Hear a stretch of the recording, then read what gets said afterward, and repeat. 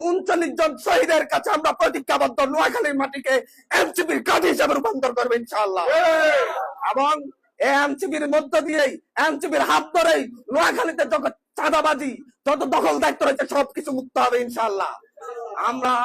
আমরা আজকে ও স্বল্প সংখ্যক দিয়ে শুরু করলাম, ইনশাআল্লাহ আগামীতে দেখা হবে, রাজপথে দেখা হবে, প্রতিটি ইউনিয়নে, প্রতিটি ওয়ার্ডে দেখা হবে, প্রতিটি উপজেলায় দেখা হবে।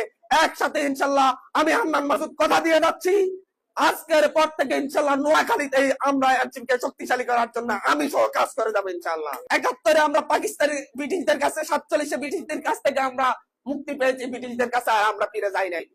71-এ আমরা পাকিস্তানিদের কাছে মুক্তি নিয়েছি, মুক্তি পেয়েছি লড়াইয়ের মাধ্যমে, আমরা পাকিস্তানিদের কাছে আর ফিরে যাই নাই। 24-এ এসে আমরা ভারতের বিরুদ্ধে লড়াই করে আমরা মুক্তি পেয়েছি, আমরা সেই ভারতের কাছে আর ফিরে যাব না। যারা এখনো দুঃস্বপ্ন দেখছে এদেশের মানুষ আবার ভারতের সেই দাসত্বে আবদ্ধ হবে, তারা সেই দুঃস্বপ্ন, বলছি আপনারা এই দুঃস্বপ্ন আর দেখবেন না।